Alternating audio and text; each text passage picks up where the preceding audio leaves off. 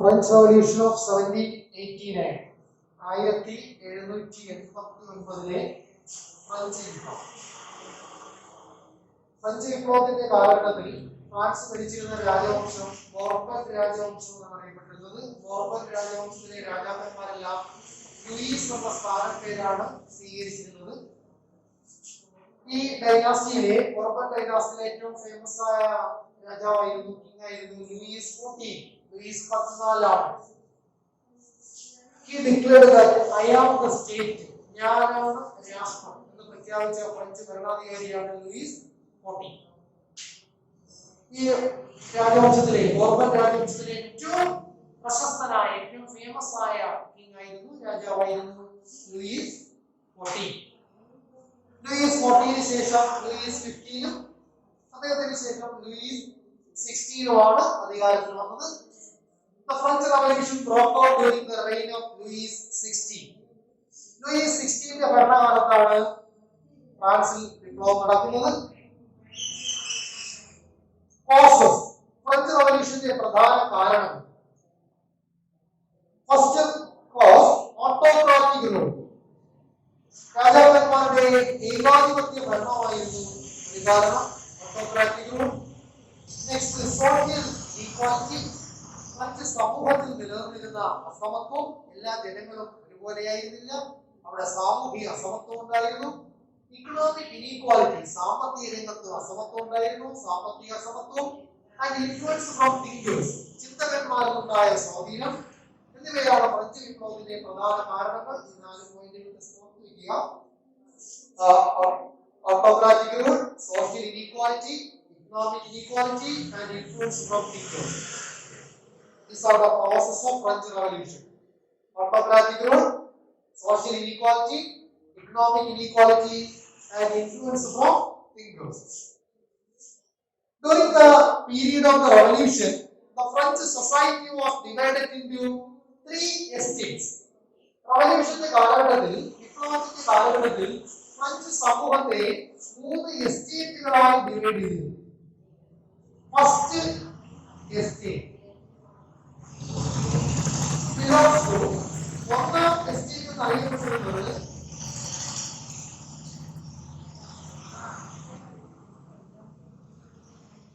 ക്ലർജിയാണ്, മതപുരോഹിതന്മാർ. The first estate belongs to clergy or priests. മതപുരോഹിതന്മാരെ ഒന്നാം estate അറിയപ്പെടുന്നു.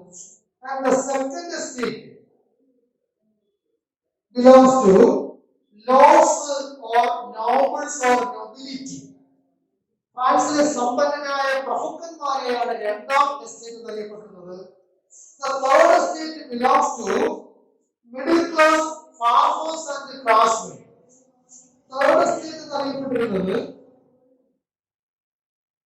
Middle class, ഇടത്തരക്കാരായ ആളുകൾ, മധ്യവർഗം. Farmers, കർഷകർ. ക്രാഫ്റ്റ്സ്മെൻ, കൈത്തൊഴിലുകൾ എന്നിവരാണ് തേർഡ് എസ്റ്റേറ്റ് എന്നറിയപ്പെടുന്നത്. മൂന്നാം എസ്റ്റേറ്റ് എന്നറിയപ്പെടുന്നത്. First estate belongs to clergy or priest. ഫ്രാൻസിലെ മതപുരോഹിതന്മാർ ഒന്നാം എസ്റ്റേറ്റ് എന്നറിയപ്പെട്ടു. പ്രഭുക്കന്മാർ, lords or nobles belongs to second estate. Middle class farmers and craftsmen include the third estate. Middle class, മധ്യവർഗം. മിഡിൽ ക്ലാസ് എന്ന് പറയുമ്പോൾ ഉൾപ്പെടുന്നത് ട്രേഡേഴ്സ്, കച്ചവടക്കാർ, റൈറ്റേഴ്സ്, എഴുത്തുകാർ, ലായേഴ്സ്, വക്കീലന്മാർ, ടീച്ചേഴ്സ്, അധ്യാപകർ, ഒഫീഷ്യൽസ്, ഉദ്യോഗസ്ഥന്മാർ എന്നിവരെല്ലാം ഉൾപ്പെടുന്ന ജനവിഭാഗമാണ് middle class. Middle class farmers and craftsmen belongs to the third estate. അങ്ങനെ ഫ്രഞ്ച് സമൂഹം 3 വിഭാഗങ്ങളായി വിഭജിക്കപ്പെടുന്നു. അതാണ് സോഷ്യൽ ഇനീക്വാലിറ്റി എന്നറിയപ്പെടുന്നത്, സാമൂഹിക അസമത്വം. The French society during the period of the revolution was divided into 3 estates. First estate belongs to clergy or priests. ഒന്നാം estate അറിയപ്പെട്ടത് മതപുരോഹിതന്മാരാണ്. രണ്ടാം എസ്റ്റേറ്റ് അറിയപ്പെട്ടത് പ്രഭുക്കന്മാരാണ്. The second estate belongs to lords or nobles. Third estate belongs to middle class farmers and the craftsmen. The first estate held vast land. First എസ്റ്റേറ്റിൽ ധാരാളം ഭൂമി ഉണ്ടായിരുന്നു. The second estate also held vast land. രണ്ടാം എസ്റ്റേറ്റുകാർക്കും ധാരാളം കൃഷിഭൂമി ഉണ്ടായിരുന്നു. The first two estates were the owners of vast land. Held vast land. First estate held vast land and second estate also held vast land. ആദ്യത്തെ രണ്ട് എസ്റ്റേറ്റുകാർക്ക് ധാരാളം കൃഷിഭൂമി ഉണ്ടായിരുന്നു. And the first two estates were exempted from all taxes. ആദ്യത്തെ രണ്ട് എസ്റ്റേറ്റുകാരെ എല്ലാ ടാക്സിൽ നിന്നും ഒഴിവാക്കിയിരുന്നു. ഫസ്റ്റ് എസ്റ്റേറ്റിനും സെക്കൻഡ് എസ്റ്റേറ്റിനും കോമൺ ആയിട്ടുള്ളതാണ്. First estate held the vast land, second estate also held the vast land. The first estate were exempted from all taxes. The second estate were also exempted from all taxes. Second estate എല്ലാ ടാക്സിൽ നിന്നും ഒഴിവാക്കിയിരുന്നു. The first estate collected tax called chitte from farmers. ഒന്നാം എസ്റ്റേറ്റുകാർ അതായത് clergy മതപുരോഹിതന്മാർ ഫാർമേഴ്സിൽ നിന്ന് ചിtte എന്ന പേരിൽ നികുതി പിരിച്ചിരുന്നു.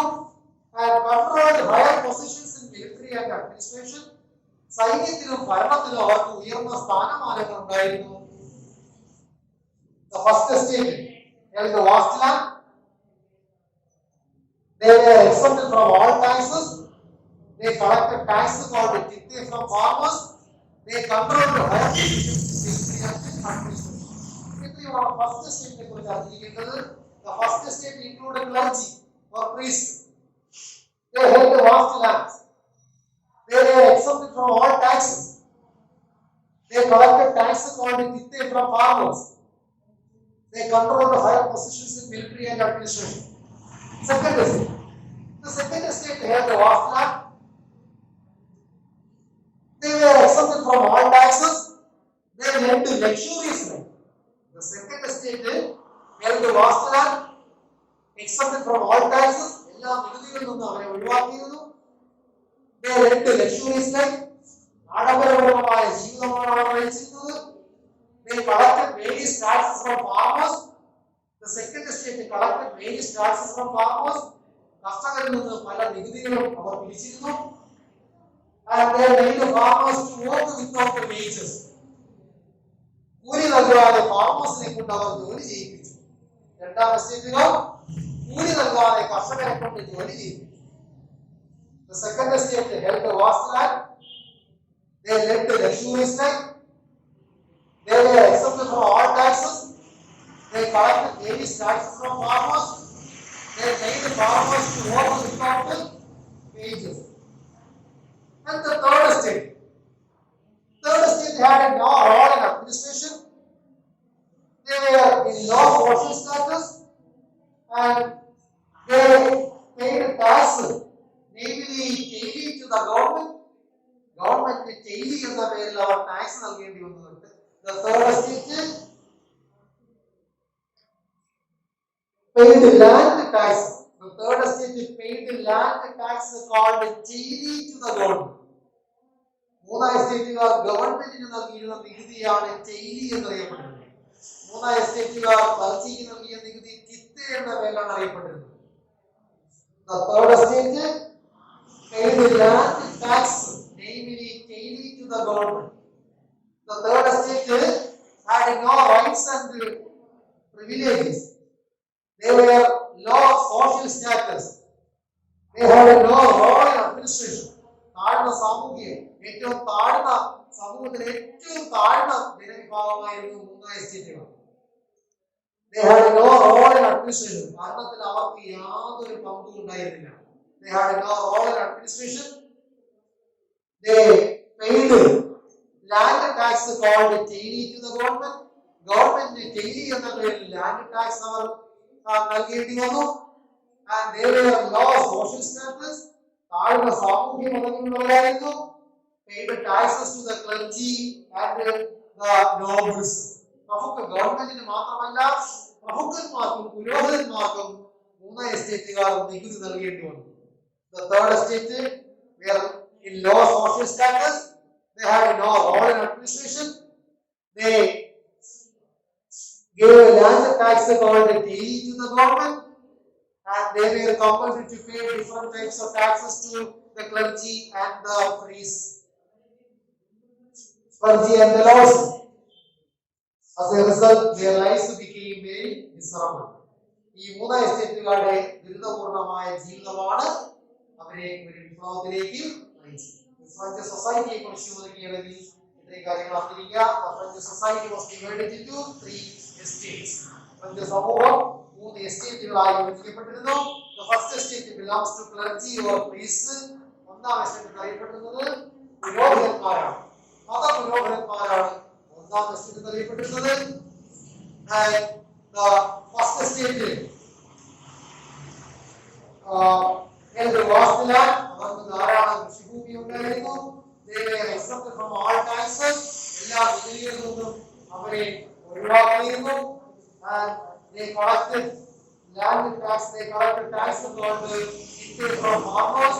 Farmers നിന്ന് ഇത്തയുടെ പേരിൽ നികുതി പിരിച്ചിരുന്നു. They controlled higher positions in military and administration. സൈന്യത്തിലും ഭരണത്തിലും അവർക്ക് ഉയർന്ന സ്ഥാനമാനങ്ങൾ ഉണ്ടായിരുന്നു. First estate. Second estate belongs to lords or nobles. രണ്ടാം എസ്റ്റേറ്റ് അറിയപ്പെട്ടത് പ്രഭുക്കന്മാരായിരുന്നു. They held a vast land. They were exempted from all taxes. They lived a luxurious life, and they collected various taxes from farmers, and they made the farmers to work without wages. Third estate had no role in administration.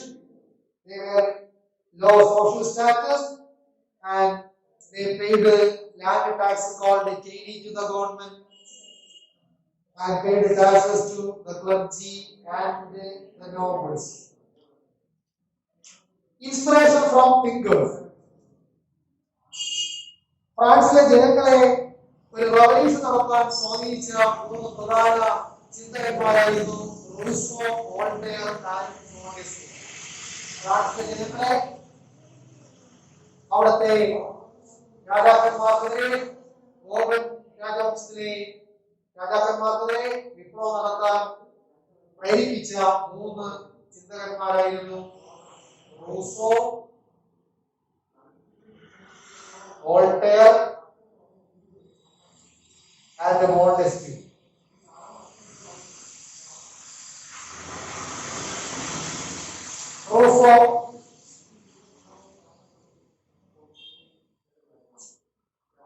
Rousseau, Voltaire, and Montesquieu.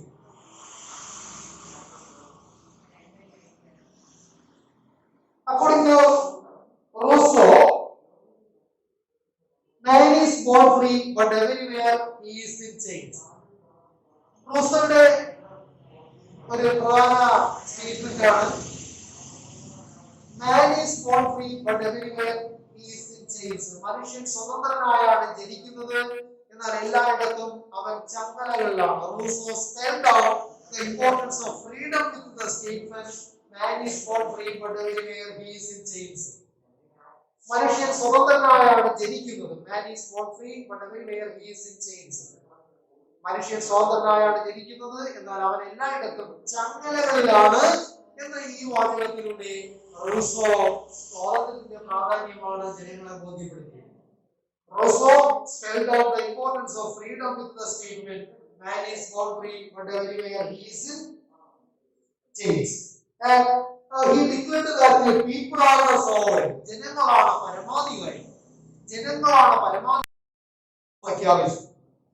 റൂസോയുടെ ഈ വാചകങ്ങൾ ജനങ്ങളെ വളരെയധികം സ്വാധീനിച്ചു.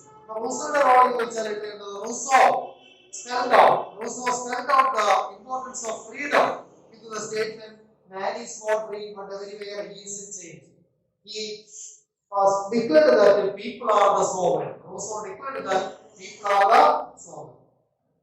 മറ്റൊരു ചിന്തകനായിരുന്നു Voltaire.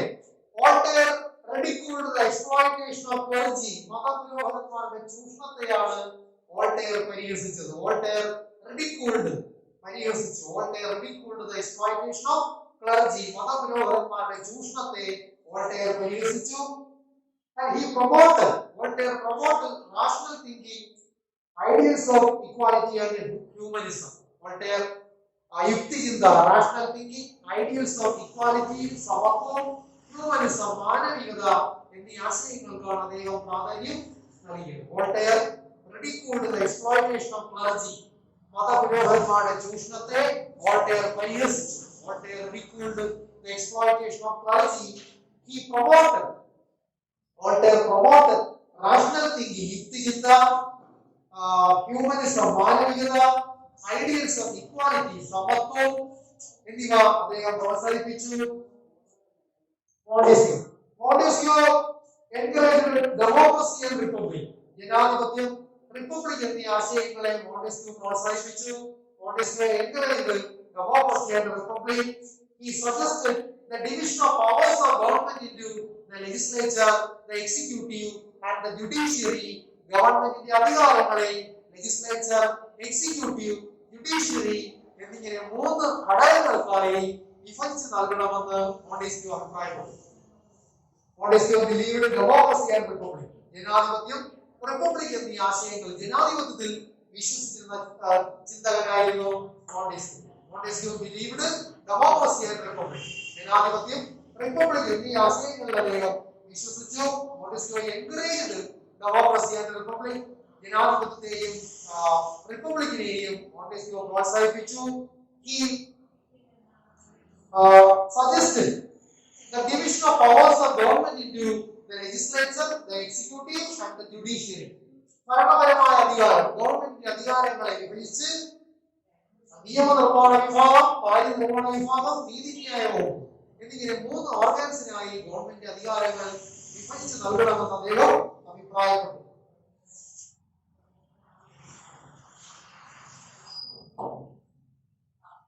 French റവല്യൂഷന്റെ മറ്റു ചില കാരണങ്ങളായിട്ട് പറയുന്നത് ഫ്രാൻസ് ഭരിച്ചിരുന്ന ബോർബൺ രാജവംശത്തിലെ രാജാക്കന്മാരുടെയും ആഡംബരപൂർണമായ ജീവിതവും ദുർമയവുമായിരുന്നു. The luxurious life and the squalor of the Bourbon kings, clergy and lords ഫ്രാൻസിൽ സാമ്പത്തിക പ്രതിസന്ധി ഉണ്ടാകാനുള്ള ഒരു പ്രധാന കാരണം. ഫ്രാൻസിന് ഈ റവല്യൂഷന്റെ കാലഘട്ടത്തിൽ സാമ്പത്തിക പ്രതിസന്ധി ഉണ്ടാകാനുള്ള ഒരു പ്രധാന കാരണം the luxurious life and squalor of Bourbon kings, clergy and priests. Bourbon രാജവംശത്തിലെ രാജാക്കന്മാരുടെയും മതപുരോഹിതന്മാരുടെയും പ്രമുഖന്മാരുടെയും ആഡംബരപൂർണമായ ജീവിതവും ദുർമയവും അനാവശ്യമായി പണം ചെലവാക്കലുമായിരുന്നു ഫ്രാൻസിന് സാമ്പത്തിക പ്രതിസന്ധി ഉണ്ടാകാനുള്ള ഒരു പ്രധാന കാരണം. രണ്ടാമത്തെ കാരണം ഫ്രീക്വന്റ് വാർസ് നിരന്തരമായി മറ്റു രാജ്യങ്ങളുമായി ഫ്രാൻസ് യുദ്ധങ്ങളിൽ ഏർപ്പെട്ടതും ഫ്രാൻസിന് സാമ്പത്തിക പ്രതിസന്ധി ഉണ്ടാക്കി. മറ്റൊരു കാരണം frequent spells of drought and crop failure. തുടർച്ചയായുണ്ടായ വരൾച്ചയും വിളപരാജയവും ഫ്രാൻസിന് സാമ്പത്തിക പ്രതിസന്ധി ഉണ്ടാക്കി. And the financial assistance given to American colonies, France American കോളനികൾക്ക് നൽകിയ ധനസഹായവും ഫ്രാൻസിന് സാമ്പത്തിക പ്രതിസന്ധി ഉണ്ടാക്കി. Causes of the financial crisis of France. ഫ്രാൻസിന് സാമ്പത്തിക പ്രതിസന്ധി ഉണ്ടാകാനുള്ള പ്രധാന കാരണം First reason, the luxurious life and the squalor of Bourbon kings, lords and clergy. Bourbon രാജവംശത്തിലെ രാജാക്കന്മാരുടെയും മതപുരോഹിതന്മാരുടെയും പ്രമുഖന്മാരുടെയും ആഡംബരപൂർണമായ ജീവിതവും ദുർനയവുമാണ് ഫ്രാൻസിന് സാമ്പത്തിക പ്രതിസന്ധി ഉണ്ടാക്കിയ ഒരു കാരണം. രണ്ടാമത്തെ കാരണം നിരന്തരമായി ഫ്രാൻസ് മറ്റു രാജ്യങ്ങളുമായി യുദ്ധങ്ങളിൽ ഏർപ്പെട്ടു. ധാരാളം പണം ആയുധങ്ങൾക്ക് വേണ്ടി ചെലവാക്കേണ്ടി വന്നു. അതും ഫ്രാൻസിന് സാമ്പത്തിക പ്രതിസന്ധി ഉണ്ടാക്കി. മറ്റൊരു കാരണമായിട്ട് പറയുന്നത് frequent spells of drought and crop failure. തുടർച്ചയായി ഉണ്ടായ വരൾച്ച, മഴ പെയ്യാതെ വരൾച്ച ഉണ്ടാവുകയും അത് വിളകൾ നശിക്കാനിടയാക്കുകയും ചെയ്തു. അതും ഫ്രാൻസിന് സാമ്പത്തിക പ്രതിസന്ധി ഉണ്ടാക്കി. മറ്റൊരു പ്രധാന കാരണം military and financial assistance given to American colonies.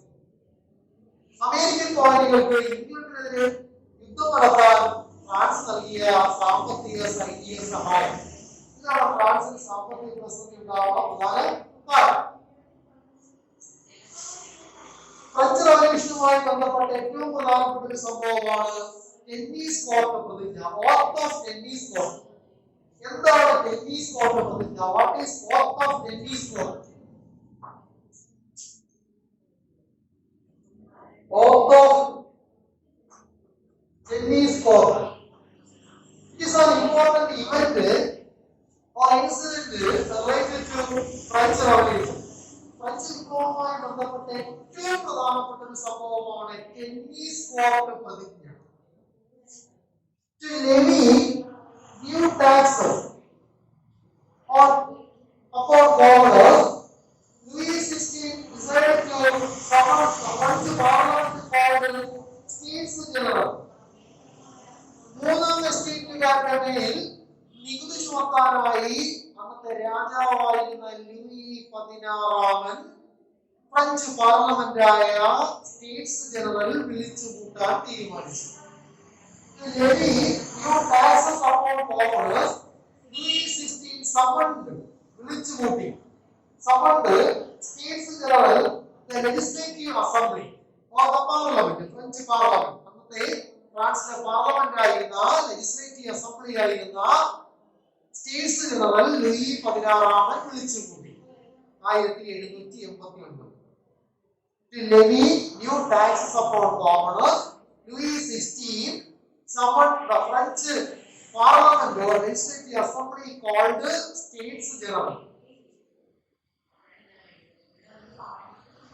Traditionally, in the Parliament, each estate had one vote. പരമ്പരാഗതമായി ഫ്രഞ്ച് പാർലമെന്റിൽ ഓരോ എസ്റ്റേറ്റിനും ഓരോ വോട്ടാണ് ഉണ്ടായിരുന്നത്. ഒന്നാം എസ്റ്റേറ്റിന് 285 പ്രതിനിധികളും രണ്ടാം എസ്റ്റേറ്റിന് 308 പ്രതിനിധികളും മൂന്നാം എസ്റ്റേറ്റിന് 621 പ്രതിനിധികളും പാർലമെന്റിൽ ഉണ്ടായിരുന്നു. എന്നാൽ ഓരോ എസ്റ്റേറ്റിനും ഓരോ വോട്ട് മാത്രമാണ് ഉണ്ടായിരുന്നത്. When the parliament was summoned, the first two estates argued estate-wise a single voting system. നിലവിലുള്ള ഓരോ എസ്റ്റേറ്റിനും ഓരോ വോട്ട് എന്ന സമ്പ്രദായം മതിയെന്ന് കണ്ടിന്യൂ ചെയ്യാൻ മതിയെന്ന് 1-2 എസ്റ്റേറ്റുകാർ ആവശ്യപ്പെട്ടു. But the third estate demanded separate vote for each representative in the parliament. പാർലമെന്റിലെ ഓരോ പ്രതിനിധിക്കും പ്രത്യേകം വോട്ട് വേണമെന്ന്, ഇൻഡിവിജ്വൽ വോട്ട് വേണമെന്ന് തേർഡ് എസ്റ്റേറ്റ് ഡിമാൻഡ് ചെയ്തു. But this demand was rejected by the king and other 2 estates. എന്നാൽ ഈ തേർഡ് എസ്റ്റേറ്റിന്റെ ആവശ്യത്തെ ഓരോ റെപ്രസെന്റേറ്റീവിനും പാർലമെന്റിലെ ഓരോ എസ്റ്റേറ്റിന്റെയും ഓരോ പ്രതിനിധിക്കും ഓരോ വോട്ട് സെപ്പറേറ്റ് വോട്ട് വേണമെന്ന 3 എസ്റ്റേറ്റുകളുടെ ആവശ്യത്തെ രാജാവും മറ്റു 2 എസ്റ്റേറ്റുകളും reject ചെയ്തു. While the arguments went on, അങ്ങനെ ഇവർ തമ്മിലുള്ള തർക്കം തുടരുന്ന സമയത്ത് the third estate declared themselves as the National Assembly of France. ഈ ആർഗ്യുമെന്റ് കണ്ടിന്യൂ ചെയ്യുന്ന സമയത്ത്, തുടർന്നുകൊണ്ടിരുന്ന സമയത്ത് തേർഡ് എസ്റ്റേറ്റുകാർ തങ്ങൾ നാഷണൽ അസംബ്ലി ആണെന്ന് പ്രഖ്യാപിച്ചു. ഫ്രാൻസിലെ പാർലമെന്റ് തങ്ങളാണെന്നും തങ്ങൾ നാഷണൽ അസംബ്ലി ആണെന്നും തേർഡ് എസ്റ്റേറ്റുകാർ പ്രഖ്യാപിച്ചു.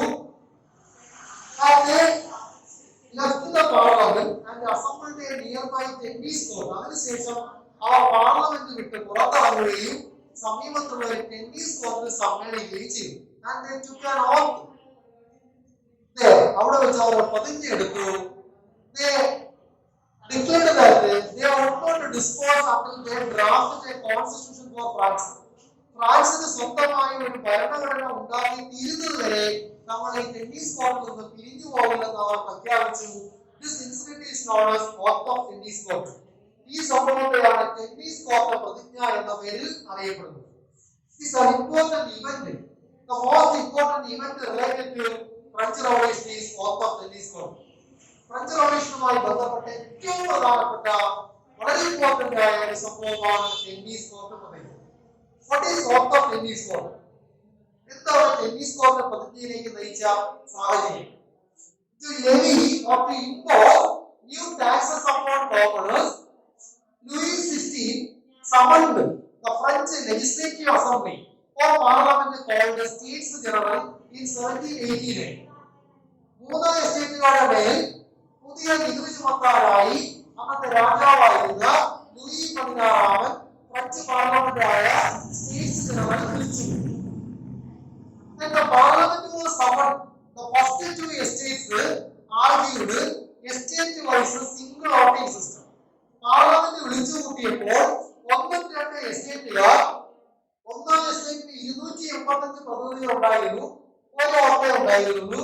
രണ്ടാം എസ്റ്റേറ്റിനും 308 റെപ്രസെന്റേറ്റീവ്സ് ഉണ്ടായിരുന്നു പാർലമെന്റിൽ, അവർക്ക് ഒരു വോട്ടേ ഉണ്ടായിരുന്നു. മൂന്നാം എസ്റ്റേറ്റിന് 621 പ്രതിനിധികൾ പാർലമെന്റിൽ ഉണ്ടായിരുന്നു, മൂന്നാം എസ്റ്റേറ്റിന് ഒരു വോട്ട് മാത്രമേ ഉണ്ടായിരുന്നു.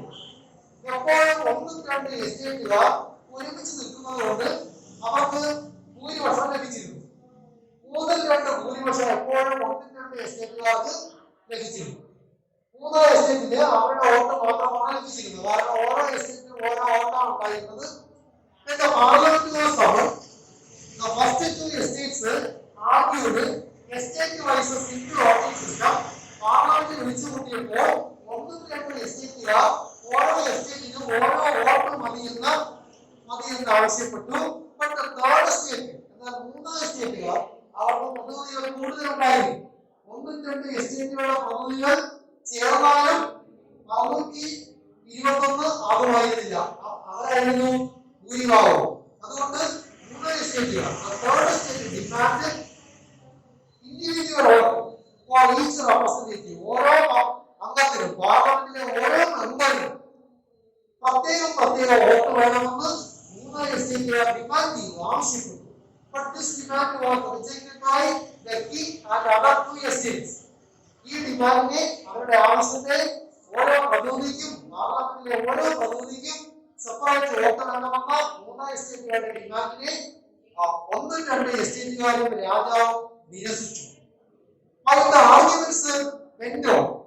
ഈ വാദപ്രതിവാദം തർക്കം തുടരുന്ന സമയത്ത് third estate declared as national assembly. മൂന്നാം എസ്റ്റേറ്റുകാർ നമ്മൾ നാഷണൽ അസംബ്ലിയാണെന്ന് പ്രഖ്യാപിച്ചു. The third estate declared themselves as national assembly. National അസംബ്ലിയാണെന്ന് പ്രഖ്യാപിച്ചു. Today the French parliament is known as national assembly. ഇന്ന് ഫ്രാൻസിലെ പാർലമെന്റ് അറിയപ്പെടുന്നത് നാഷണൽ അസംബ്ലി എന്നാണ്. ഈ രണ്ട് എസ്റ്റേറ്റുകാർ ഒന്നും രണ്ട് എസ്റ്റേറ്റുകാർ എസ്റ്റേറ്റ് വൈസ് വോട്ടിംഗ് സിസ്റ്റം വേണമെന്ന് ആവശ്യപ്പെട്ടു. തേർഡ് എസ്റ്റേറ്റ് ഓരോ റെപ്രസെന്റേറ്റീവിനും ഓരോ വോട്ട് വേണമെന്ന് ആവശ്യപ്പെട്ടു. ഇവർ തമ്മിലുള്ള ആർഗ്യുമെന്റ് തുടരുന്ന സമയത്ത്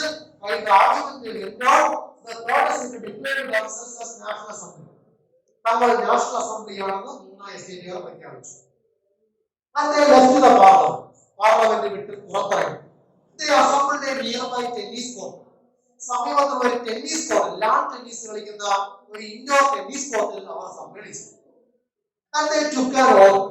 അവർ അവിടെ വെച്ചൊരു പ്രതിജ്ഞ ചെയ്തു.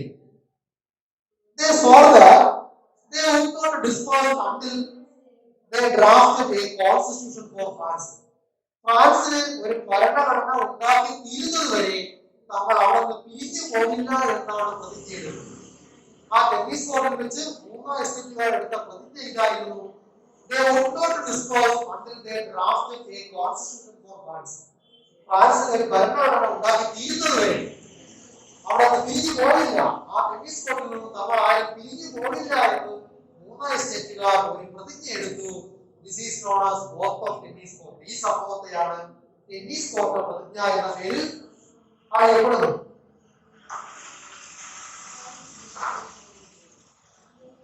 On 14th July 1789, the revolutionaries attacked Bastille Fort and released prisoners in it. Finally, they demolished it. 1789 July മാസം 14-ാം തീയതി ഫ്രാൻസിനെ സംബന്ധിച്ച് വളരെ ഇമ്പോർട്ടന്റ് ആയ ഒരു ഡേറ്റ് ആണ്, തീയതിയാണ് July 14, 1789. Today, July 14 is a public holiday in France. ഇന്ന് ജൂലൈ 14 ഫ്രാൻസിന് പൊതു അവധിയാണ്, പബ്ലിക് ഹോളിഡേ ആണ് July 14. On 14th July 1789, the revolutionaries attacked the Bastille Fort, the symbol of Bourbon monarchy, the autocracy of Bourbon monarchs, and they demolished it. 1789 July 14 വിപ്ലവകാരികൾ Bastille fort ആക്രമിക്കുകയും അതിനകത്തുണ്ടായിരുന്ന തടവുകാരെ മോചിപ്പിക്കുകയും Bourbon രാജാക്കന്മാരുടെ ഏകാധിപത്യ ഭരണത്തിന് പ്രതീകമായിരുന്ന ബാസ്റ്റീൽ ഫോർട്ട് വിപ്ലവകാരികൾ പൊളിച്ചു. This incident marked the beginning of French revolution. ഈ സംഭവമാണ് ഫ്രഞ്ച് റവല്യൂഷന് തുടക്കം കുറിച്ച സംഭവമായി കണക്കാക്കുന്നത്.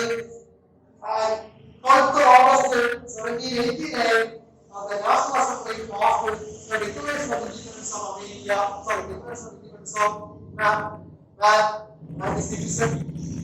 1789 August 1789 ഓഗസ്റ്റ് മാസം 12-ാം തീയതി നാഷണൽ അസംബ്ലി മനുഷ്യാവകാശ പ്രഖ്യാപനം നടത്തി. 1789 ഓഗസ്റ്റ് മാസം 12-ാം തീയതി ഫ്രാൻസിലെ പാർലമെന്റായ നാഷണൽ അസംബ്ലി മനുഷ്യാവകാശ പ്രഖ്യാപനം നടത്തി. ഒക്ടോബർ മാസത്തിൽ ഒക്ടോബർ 1789 ഒക്ടോബർ മാസത്തിൽ ചാരീസ് നഗരത്തിലെ ആയിരക്കണക്കിന് സ്ത്രീകൾ ഭക്ഷണം തരൂ എന്ന മുദ്രാവാക്യവുമായി വേഴ്സൈസ് പാലസിലേക്ക് മാർച്ച് നടത്തി. 1789 ഒക്ടോബർ മാസത്തിൽ സ്ത്രീകൾ പാരീസ് നഗരത്തിലെ സ്ത്രീകൾ വേഴ്സൈസ് കൊട്ടാരത്തിലേക്ക് മാർച്ച് നടത്തി. 1792 France became a republic. 1792 France ഒരു റിപ്പബ്ലിക്കായി മാറി. 1792 France became a republic. Results of French Revolution.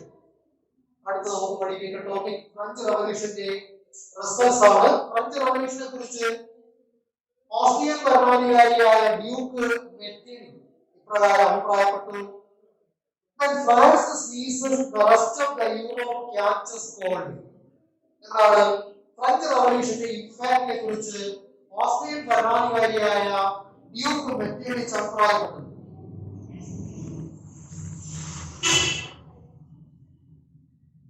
When France seizes the rest of Europe catches cold. നമുക്കറിയാം ജലദോഷത്തിന്റെ മുന്നോടിയാണ് തുമ്മൽ. ഫ്രാൻസ് തുമ്മിയാൽ യൂറോപ്പിന് ജലദോഷം. അതായത് ഫ്രാൻസിൽ ഉണ്ടാകുന്ന ഒരു സംഭവം യൂറോപ്പിനെ മുഴുവൻ ബാധിക്കും എന്നാണ് ഇതിലൂടെ അദ്ദേഹം അഭിപ്രായപ്പെട്ടത്. ഈ പ്രസ്താവന കൊണ്ട് അദ്ദേഹം ഉദ്ദേശിക്കുന്നതാണ് ഫ്രാൻസ് സീസസ് the rest of the Europe catches cold. French റവല്യൂഷന്റെ ഇംപാക്റ്റിനെ കുറിച്ച് റിസൾട്ടിനെ കുറിച്ച് ഓസ്ട്രിയൻ ഭരണാധികാരിയായിരുന്ന ഡ്യൂക്ക് മെറ്റിനിയാണ് ഇപ്രകാരം അഭിപ്രായപ്പെട്ടത്: When France seizes the rest of the Europe catches cold. Who made this statement? Answer: Metternich. Austria is a country in Europe. European രാജ്യമായ ഫ്രാൻസിന്റെ neighbouring കൺട്രിയാണ്. ഫ്രാൻസിന്റെ അയൽ രാജ്യമാണ് ഓസ്ട്രിയൻ ഭരണാധികാരിയായിരുന്ന ഡ്യൂക്ക് മെറ്റർനിച്ച് ആണ് ഇപ്രകാരം അഭിപ്രായപ്പെട്ടത്: When France seizes the rest of the Europe catches cold. France തുമ്മിയാൽ യൂറോപ്പിന് ജലദോഷം ഉണ്ടാവും എന്നാണ് ഇതുകൊണ്ട് അദ്ദേഹം ഉദ്ദേശിച്ചത്. ഇത് ഫ്രഞ്ച് റവല്യൂഷന്റെ ഇംപാക്റ്റിനെ കുറിച്ചാണ് അദ്ദേഹം ഈ സ്റ്റേറ്റ്മെന്റ് കൊണ്ട് ഉദ്ദേശിച്ചത്. ഈ സ്റ്റേറ്റ്മെന്റിൽ ക്വസ്റ്റ്യൻ ചോദിച്ചാൽ ഫ്രഞ്ച് റവല്യൂഷന്റെ റിസൾട്ട്സ് അല്ലെങ്കിൽ ഇംപാക്റ്റ് ആണ് എഴുതേണ്ടത്. When France seizes the rest of the Europe catches cold, or the results of French Revolution, or the impact of French Revolution. What are the results of the French Revolution? First result: stimulated all the later revolutions in the world. French Revolution stimulated all the later revolutions in the world. പിന്നീട് ലോകത്തിന്റെ വിവിധ ഭാഗങ്ങളിലുണ്ടായ എല്ലാ വിപ്ലവങ്ങൾക്കും പ്രചോദനം നൽകിയത് French റവല്യൂഷനാണ്. French Revolution stimulated all the later revolutions in the world and ended feudal system in France and Europe. Europe, France, feudal system അവസാനിപ്പിച്ചു. Proclaimed that the nation is not merely a group of people, a region, but a group of people. Proclaimed that the nation is not merely a region, but a group of people. രാഷ്ട്രം എന്നാൽ ഒരു പ്രദേശമല്ല, ഒരു കൂട്ടം ജനങ്ങളാണ് എന്ന ആശയം ലോകത്തിന് സംഭാവന നൽകിയത് French റവല്യൂഷനാണ്. Proclaimed that the nation is not merely a region. രാജ്യം എന്ന് പറഞ്ഞാൽ ഒരു ഭൂപ്രദേശം മാത്രമല്ല, but people, a group of people, ഒരു കൂട്ടം ജനങ്ങളാണ് ഒരു രാഷ്ട്രം. ഒരു ഭൂപ്രദേശം മാത്രമായാൽ അതൊരു രാഷ്ട്രമാകില്ല. Results of French Revolution. First, stimulated all the later revolutions in the world. പിന്നീട് ലോകത്ത് നടന്ന എല്ലാ വിപ്ലവങ്ങൾക്കും പ്രചോദനം നൽകി. ഫ്യൂഡൽ സിസ്റ്റം യൂറോപ്പിൽ ഫ്യൂഡൽ സമ്പ്രദായം അവസാനിപ്പിച്ചു. Proclaimed that nation is not merely a region, but the people. രാഷ്ട്രം എന്നാൽ ഒരു കൂട്ടം, ഒരു ഭൂപ്രദേശം മാത്രമല്ല, ഒരു കൂട്ടം ജനങ്ങളാണെന്ന് പ്രഖ്യാപിച്ചു. Contributed to the concept of people's sovereignty. നാലാമത്തെ research contributed the concept of people's sovereignty. ജനങ്ങളുടെ പരമാധികാരം എന്ന ആശയം ലോകത്തിന് സംഭാവന നൽകിയതും ഫ്രഞ്ച് റവല്യൂഷനാണ്. ജനങ്ങളാണ് പരമാധികാരി, രാജാവല്ല. പരമാധികാരിയല്ല, രാജാവല്ല പരമാധികാരി, ജനങ്ങൾക്കാണ് അധികാരം കൂടുതൽ. Contributed the concept of people's sovereignty. ജനങ്ങളുടെ പരമാധികാരം എന്ന ആശയം ലോകത്തിന് സംഭാവന നൽകി. Next the emergence of nationalism. French റവല്യൂഷനാണ് ദേശീയതയുടെ ആവിർഭാവത്തിനിടയാക്കിയത്. Next the emergence of nationalism. ദേശീയതയുടെ ആവിർഭാവത്തിനിടയാക്കി. Help the growth of the middle class. മധ്യവർഗത്തിന്റെ ആവിർഭാവത്തിനിടയാക്കി. ഹെൽപ്പ് ദ ഗ്രോത്ത് ഓഫ് മധ്യവർഗം, വളരെ റിച്ചുമല്ല വളരെ പൂർണ്ണമല്ലാത്ത രണ്ടിനിടയ്ക്കുള്ള ഒരു middle class. Help the growth of middle class. മധ്യവർഗത്തിന്റെ ആവിർഭാവത്തിന് ഇടയാക്കി. spread the ideas of liberty, equality and fraternity. സ്വാതന്ത്ര്യം, സമത്വം, സാഹോദര്യം. Spread the ideas of liberty, equality and fraternity. സ്വാതന്ത്ര്യം, സമത്വം, സാഹോദര്യം എന്ന ആശയം ലോകം മുഴുവൻ പ്രചരിപ്പിച്ചു. ഇതെല്ലാമാണ് ഫ്രഞ്ച് വിപ്ലവത്തിന്റെ പ്രധാനപ്പെട്ട ഫലങ്ങൾ. What are the important results or impacts of French Revolution? French വിപ്ലവത്തിന്റെ റിസൾട്ട്സ് എന്താണ്, ഫലങ്ങൾ എന്താണ്, ഇമ്പാക്ട് എന്താണ്? First, stimulated all the revolutions that occurred later. പിന്നീടുണ്ടായ later revolutions പ്രചോദനം നൽകി. Stimulated all the later revolutions. പിൽക്കാല വിപ്ലവങ്ങൾക്ക് പ്രചോദനം നൽകി. ended feudal system in Europe. യൂറോപ്പിൽ ഫ്യൂഡലിസം അവസാനിപ്പിച്ചു. Proclaimed that the nation is not merely a region, but the people. ഒരു രാഷ്ട്രം എന്നാൽ വെറും ഒരു ഭൂപ്രദേശം മാത്രമല്ല, ജനങ്ങളാണ് ഒരു രാഷ്ട്രത്തിന്റെ ഏറ്റവും പ്രധാനപ്പെട്ട ഘടകം. Proclaimed that the nation is not merely a region, but the people. Contributed to the concept of people's sovereignty. ജനങ്ങളുടെ പരമാധികാരം എന്ന ആശയം ലോകത്തിന് സംഭാവന നൽകി. Next, the emergence of nationalism. ദേശീയതയുടെ ആവിർഭാവം ഇടയാക്കി. Helped the growth of middle class. മധ്യവർഗത്തിന്റെ വളർച്ചയിടയാക്കി. Spread the ideas of liberty, equality and fraternity. സ്വാതന്ത്ര്യം, സമത്വം, സാഹോദര്യം എന്നീ ആശയങ്ങൾ ലോകമെമ്പാടും പ്രചരിപ്പിച്ചു. These are the results of French Revolution. After the revolution, a new government came into power in France under the leadership of Maximilien Robespierre. Maximilien Robespierre ഭരണകാലഘട്ടം ഫ്രാൻസിന്റെ ചരിത്രത്തിൽ അറിയപ്പെടുന്നത് റെയിൻ ഓഫ് ടെറർ എന്നാണ്.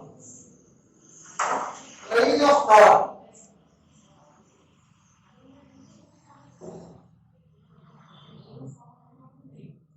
In 1799, Napoleon seized power in France. റവല്യൂഷന് ശേഷം 1799 Napoleon ഫ്രാൻസിൻ്റെ ചക്രവർത്തിയായി സ്വയം പ്രഖ്യാപിച്ചു. French റവല്യൂഷനോടുകൂടി ഫ്രാൻസിൽ monarchy അവസാനിച്ചെങ്കിലും Napoleon ഫ്രാൻസിൽ മൊണാർക്കി റെസ്റ്റോർ ചെയ്തു. നെപ്പോളിയൻ റെസ്റ്റോർഡ് പുനഃസ്ഥാപിച്ചു monarchy in France in 1799, and he ruled France till 1815. Napoleon was defeated in the Battle of Waterloo in 1815. 1799 ഫ്രാൻസിൽ അധികാരത്തിൽ വന്ന നെപ്പോളിയൻ 1815 വാട്ടർലൂ യുദ്ധത്തിൽ പരാജയപ്പെടുകയും അങ്ങനെ അദ്ദേഹത്തെ നാടുകടത്തുകയും ഫ്രാൻസിൽ നിന്ന് നാടുകടത്തുകയും ചെയ്തു. Reforms of Napoleon. നെപ്പോളിയൻ അധികാരത്തിൽ വരുന്നത് 1799 1815 വാട്ടർലൂ യുദ്ധത്തിൽ പരാജയപ്പെട്ടതിനെ തുടർന്ന് നെപ്പോളിയനെ നാടുകടത്തുകയുണ്ടായി. ചുരുങ്ങിയ കാലം മാത്രമാണ് അദ്ദേഹം ഫ്രാൻസ് ഭരിച്ചത്. എന്നാൽ അദ്ദേഹം നിരവധി പുരോഗമനപരങ്ങളായ ഭരണപരിഷ്കാരങ്ങളാണ് ഫ്രാൻസിൽ നടപ്പിലാക്കിയത്. What are the important reforms of Napoleon? എന്തെല്ലാമാണ് നെപ്പോളിയൻ്റെ ഭരണപരിഷ്കാരങ്ങൾ? Farmers were made the owners of land. Napoleon കർഷകരെ കൃഷിഭൂമിയുടെ ഉടമസ്ഥന്മാരാക്കി മാറ്റി. Farmers were made the owners of land. Exercised state's control over the clergy. മതപുരോഹിതന്മാരുടെ മേൽ സർക്കാരിൻ്റെ നിയന്ത്രണം ഏർപ്പെടുത്തി. Farmers were made the owners of land. Napoleon farmers were made the owners of land. കർഷകരെ കൃഷിഭൂമിയുടെ ഉടമസ്ഥന്മാരാക്കി. Exercised state's control over the clergy. മതപുരോഹിതന്മാരുടെ മേൽ സർക്കാരിൻ്റെ നിയന്ത്രണം ഏർപ്പെടുത്തി. And formed sinking fund. Sinking fund എന്ന പേരിൽ ഒരു ഫണ്ട് രൂപീകരിച്ചു. ടു അവോയ്ഡ് പബ്ലിക് ഡെപ്റ്റ്. പബ്ലിക് ഡെപ്റ്റ് എന്നാൽ പൊതു കടമെന്നാണ്. ഒരു രാജ്യം മറ്റൊരു രാജ്യത്തു നിന്ന് വാങ്ങുന്ന കടത്തിനെയാണ് പബ്ലിക് ഡെപ്റ്റ് എന്ന് പറയും. പൊതു കടം ഒഴിവാക്കാനായി നെപ്പോളിയൻ രൂപീകരിച്ച ഫണ്ടാണ് സിങ്കിങ് ഫണ്ട്. ഒരു രാജ്യം മറ്റു രാജ്യത്തു നിന്ന് വാങ്ങുന്ന കടമാണ് പൊതുകടം. Napoleon formed sinking fund to avoid public ഡെപ്റ്റ്. Established bank of France. ഇന്ന് ഫ്രാൻസിൻ്റെ സെൻട്രൽ ബാങ്കാണ് ബാങ്ക് ഓഫ് ഫ്രാൻസ്. ഒരു രാജ്യത്തിൽ കറൻസി നോട്ടുകൾ പ്രിൻ്റ് ചെയ്യുന്നത് അവിടുത്തെ സെൻട്രൽ ബാങ്കാണ്. ഇന്ത്യയുടെ സെൻട്രൽ ബാങ്ക് റിസർവ് ബാങ്കാണ്, RBI. അതുപോലെ ഫ്രാൻസിൻ്റെ സെൻട്രൽ ബാങ്കാണ് ബാങ്ക് ഓഫ് ഫ്രാൻസ്. ആ ബാങ്ക് ഓഫ് ഫ്രാൻസ് സ്ഥാപിച്ചത് നെപ്പോളിയനാണ്. Established the bank of France. Bank of France സ്ഥാപിച്ചു. And constructed several roads for transportation. ഗതാഗതത്തിന് വേണ്ടി നിരവധി റോഡുകൾ നിർമ്മിച്ചു.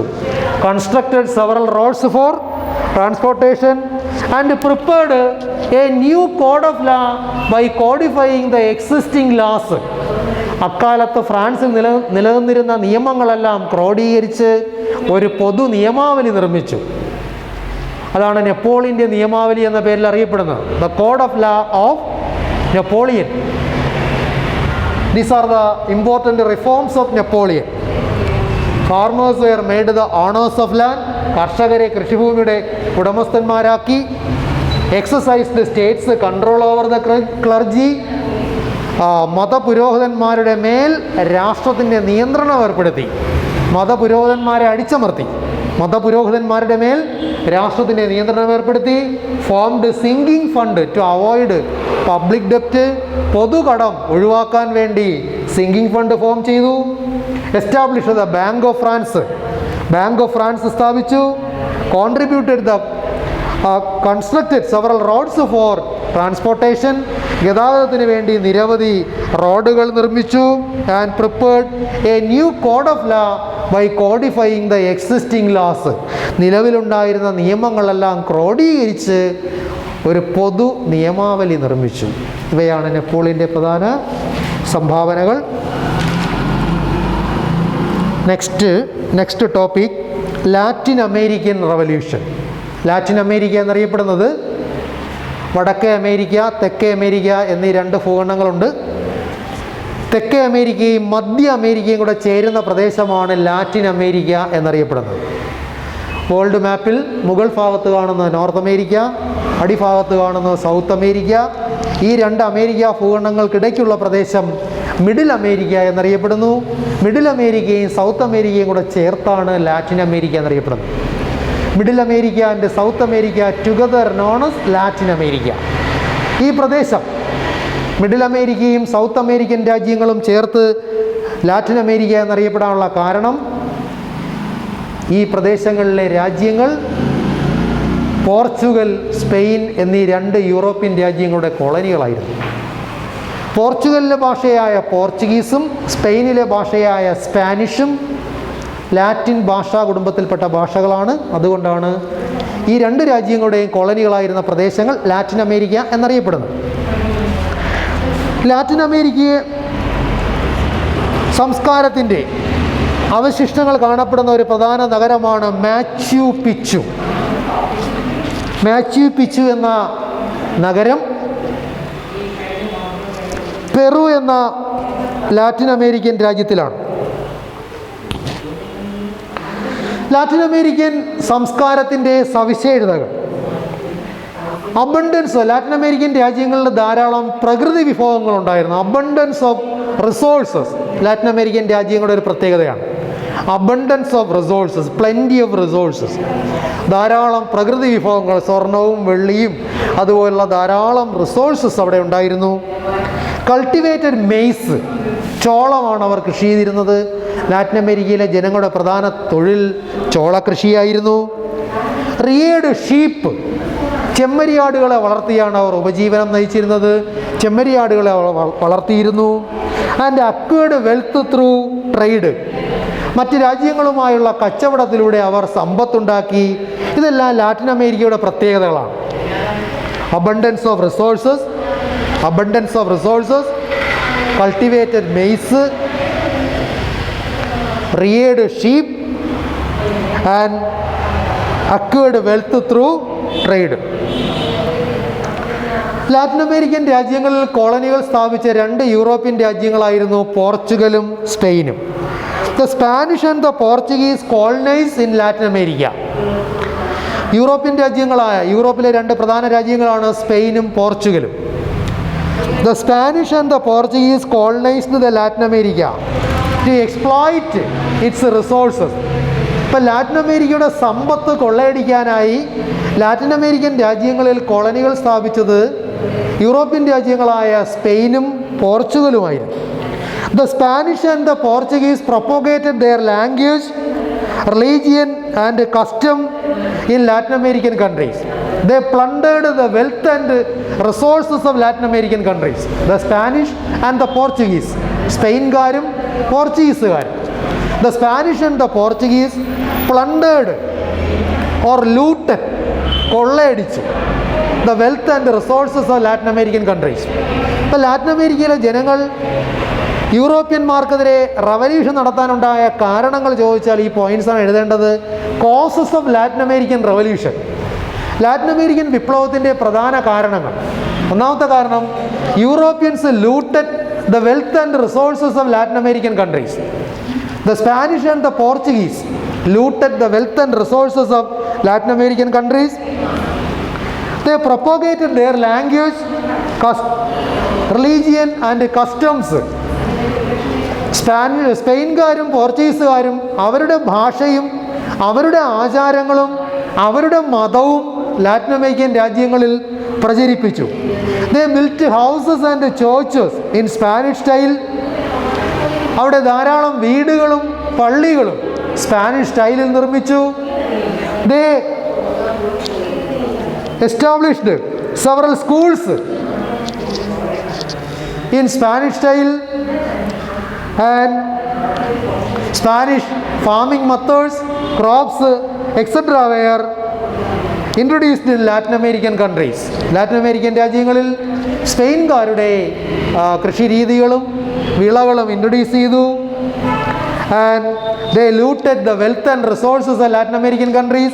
ലാറ്റിൻ അമേരിക്കൻ രാജ്യങ്ങളുടെ സമ്പത്തും വിഭവങ്ങളും അവർ കൊള്ളയടിച്ചു. They enslaved the natives to work in plantations.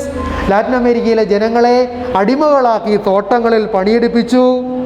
ഇതെല്ലാമാണ് ലാറ്റിൻ അമേരിക്കൻ വിപ്ലവത്തിൻ്റെ പ്രധാന കാരണങ്ങൾ. The main leaders of Latin American revolution were Simon Bolivar, Jose de San Martin and Francisco Miranda. Latin American വിപ്ലവത്തിൻ്റെ പ്രധാന നേതാക്കന്മാരാണ് Simon Bolivar, Jose de San Martin, Francisco Miranda. Who were the main leaders of Latin American revolution? Latin American വിപ്ലവത്തിൻ്റെ പ്രധാന നേതാക്കന്മാരാരെല്ലാം? Simon Bolivar, Jose de San Martin and Francisco Miranda were the main leaders of Latin American revolution. Causes of Latin American revolution. Latin American വിപ്ലവത്തിൻ്റെ കാരണങ്ങൾ.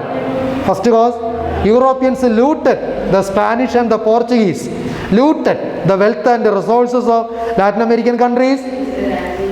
They enslaved the natives and to work in plantations and mines.